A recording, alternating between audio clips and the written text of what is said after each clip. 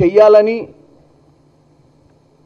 ఈ శారదాపీఠం భూమికి సంబంధించి ఆల్రెడీ అధికారులు అక్కడ ఉన్నటువంటి శారదాపీఠం వారితో మాట్లాడి ఈ భూమిని శంషాబాద్కి షిఫ్ట్ చేయడానికి ఒప్పించారు.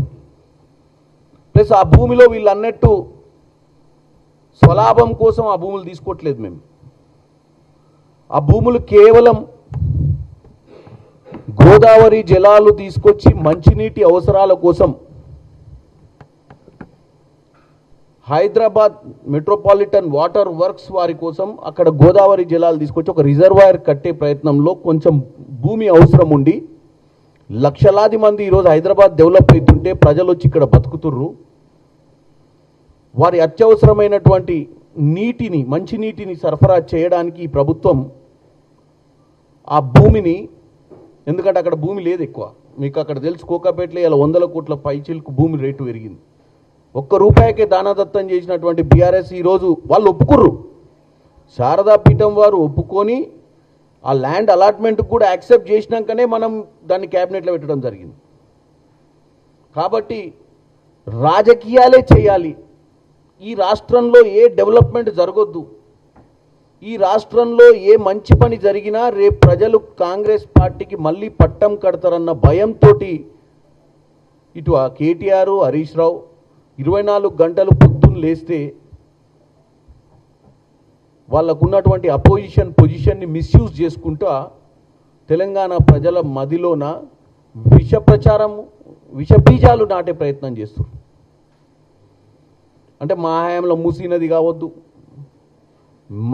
మేము అధికారంలో ఉన్నప్పుడు RRR కావద్దు, మేము అధికారంలో ఉన్నప్పుడు మెట్రో ఫేజ్ 2 కావద్దు, మేము అధికారంలో ఉన్నప్పుడు గోదావరి జిల్లాలు తీసుకొచ్చి మూసీల ప్రవాహానికి యూజ్ చేయొద్దు, మంచినీళ్ళకు వాడొద్దు.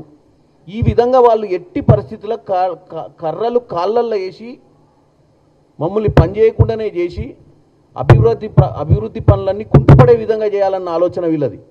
ఎందుకంటే వాళ్ళ హయాంలో ఏం చేయలేవి. వాళ్ళ హయాంలో చేసిందల్లా కాళేశ్వరం, కూలేశ్వరం.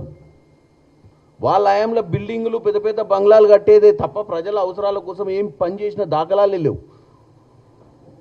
సెక్రటేరియట్ మంచి భవనం ఉన్నా సెక్రటేరియట్ ఇంకా కొన్ని సంవత్సరాలు, ఇంకా 10 దశాబ్దాలు పనిచేసేటువంటి పరిస్థితి ఉన్నా దాన్ని అప్పటికప్పుడు కూలగొట్టి వాళ్ళ వాస్తు కోసము మళ్ళీ పర్మనెంట్గా అధికారంలో ఉండాలంటే, వాస్తు మార్చాలంటే వాస్తు కోసము ప్రగతి భవన్ని, వాస్తు కోసము సెక్రటేరియట్ని కూలగొట్టిర్రు, కమిషన్ల కోసం కాళేశ్వరాన్ని కట్టిరు తప్ప మీరు ఏ రోజు ప్రజల గురించి పట్టించుకున్న దాఖలాలే లేవు. ఇప్పుడు వచ్చి మీరు మేము చేస్తున్న ప్రతి పనిని ఏదో విధంగా ప్రజల మధ్యనికి వెళ్ళి అటు ప్రాంతీయ తత్వంతోటో కులమతాల మధ్యన చిచ్చు పెట్టే విధంగానో లేకపోతే ఏదో విధంగా డెవలప్మెంట్ జరుగుతుంటే డెవలప్మెంట్ని ఆపే ప్రయత్నం చేస్తుండు హరీష్ రావు గారు. ముఖ్యంగా తెలంగాణ ప్రజలు గమనించాలి. ఈరోజు మన తెలంగాణను ఆ గుజరాత్ లెక్కనో అక్కడ నరేంద్ర మోడీ ముఖ్యమంత్రిగా ఉన్నప్పుడు చేసుకున్నటువంటి డెవలప్మెంట్ మనం కూడా చేసుకోవాలి కదా. మన దగ్గర కూడా అందరూ ఆర్థికంగా స్ట్రాంగ్ ఉండాలి కదా. మరి అటువంటి పరిస్థితి ఉన్నప్పుడు చేయాలనుకున్నప్పుడు పట్టుదల ఉండాలి ముఖ్యమంత్రికి. ఇవాళ బీజేపీ నాయకులు కూడా ఈ హరీష్ రావును, కేటీఆర్ చూసి మేమేం చేయలేకపోతే బాగుండదేమోనని చెప్పి వచ్చి మాట్లాడినట్టుగానే ఉంది. కానీ వాస్తవాలు వాళ్లకు ఇలా రామచంద్రరావు గారు నిన్న చెప్పుకుంటూ అంటుండు సబర్మతికి మూసీకి సంబంధం లేదంటుండు. ఎందుకు సంబంధం లేదు? సబర్మతి కూడా అహ్మదాబాద్ నడిబొడ్డు నుంచి ప్రవహించే నది, మూసీ హైదరాబాద్ నడిబొడ్డు నుంచి ప్రవహిస్తున్నటువంటిది. మరి దీన్ని డెవలప్మెంట్ చేయాలన్నప్పుడు సబర్మతిలో ఏ రోజు మేము గుడిసెలు తీయలేదంటాడు. సబర్మతిలో 2011 కొద్ది మందిని కుటుంబాలను సబర్మతి రివర్ బెడ్ మీద ఉన్నటువంటి పేదలను చాలామందిని అక్కడి నుంచి కదిలించినటువంటి దాఖలాలు రామచంద్రరావు గారికి తెలియదా?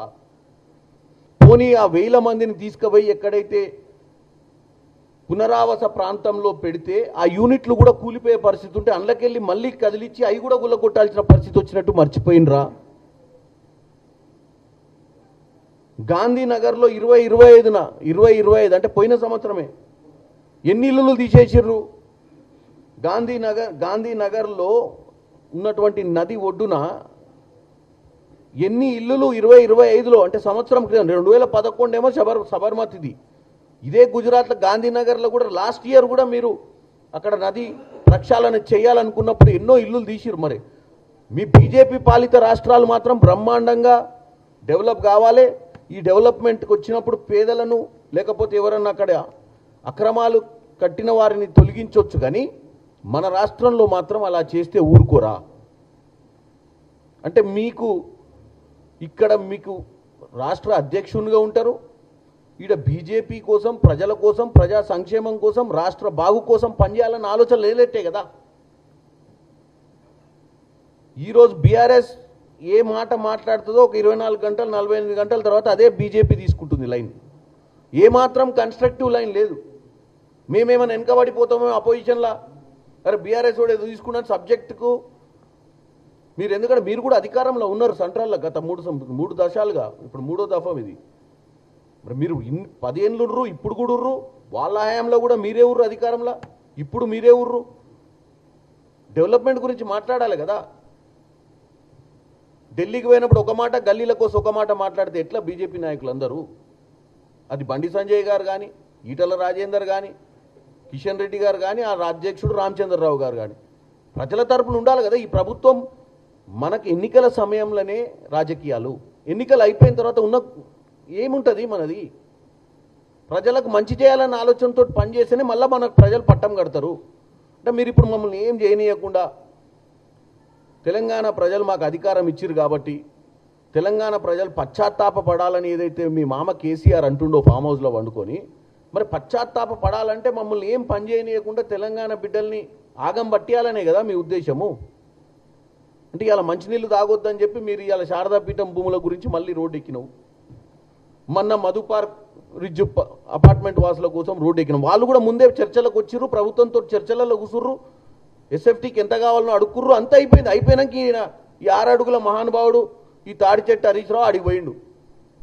పోయి రెచ్చగొట్టే ధోరణిలో మాట్లాడి మీడియాను పిలిపించుకొని హంగామా చేయడం మొదలుపెట్టిండు. గతంలో కూడా హైడ్రా గురించి ఎన్నిసార్లు విష ప్రచారం చేసిర్రు. ఉండొచ్చు కొద్దిగా, కొన్నిసార్లు ఇల్లీగల్ కన్స్ట్రక్షన్ తీసినప్పుడు అక్కడ బాధలైతే వాళ్ళందరినీ కూడా కాంపన్సేట్ పే చేస్తుంది ప్రభుత్వం.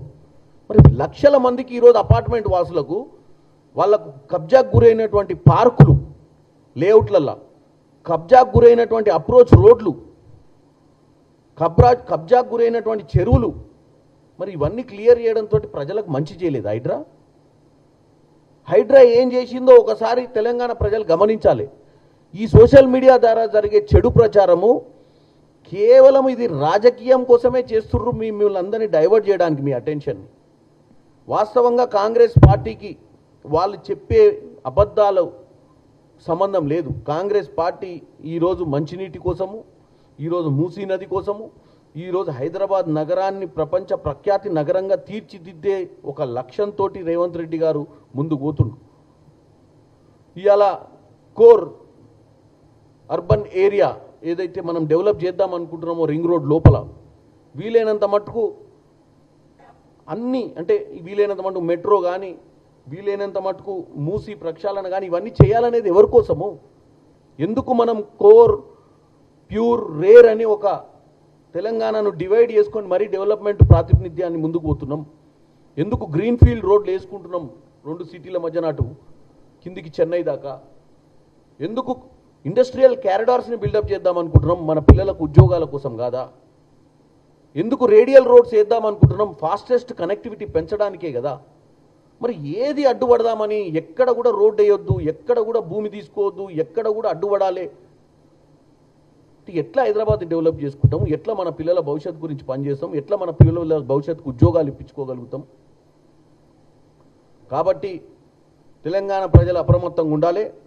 వీళ్ళకు ఒకటే ఒక పని, రోజు తప్పించి రోజు, ఒకరోజు బామ్మడిది వస్తాడు, ఒకరోజు బావ వస్తాడు.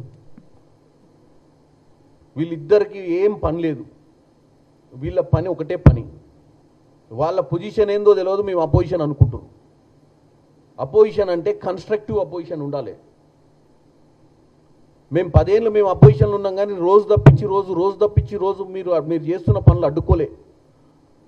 మిమ్మల్ని ప్రజలు ఎన్నుకుర్రు, మీరే పని చేశారన్న ఉద్దేశంతో ఉంటే నిట్టేటను ముంచిపోయారు మీరు. మీరు చేసిన పరిపాలన దరిద్ర పరిపాలన కాబట్టి ఆచితూచి చేయాల్సి వస్తుంది మాకు. రూపాయికి చిల్లర పైసల కోసం భూములు దారదత్తం చేసినటువంటి దరిద్ర పాలన మీది.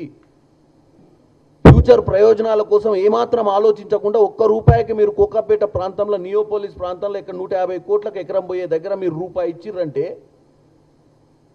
అది మీరు శంషాబాద్ ఇవ్వచ్చు, ఇంకెక్కడన్నా రింగ్ రోడ్ బయట కూడా ఇవ్వచ్చు, కనెక్టివిటీ ఉంది, దేవుణ్ణి దర్శించుకోనికి ప్రజలు ఎక్కడికైనా పోతారు. కానీ ఇలా మంచినీళ్ళు తాగాలంటే ఎక్కడ రిజర్వాయర్ కట్టాలి, ఎక్కడి నుంచి నీళ్లు గ్రావిటీ ద్వారా అందియాలంటే రిజర్వాయర్ ఎక్కడ కట్టాలి? కాబట్టి ప్రజా అవసరాల కోసం చేసేటువంటి ప్రభుత్వ నిర్ణయాలను వ్యతిరేకించొద్దని హరీష్ రావు గారికి, కేటీఆర్ గారికి, బీజేపీ నాయకులను కోరుకుంటున్నానని తెలియజేస్తున్నాను.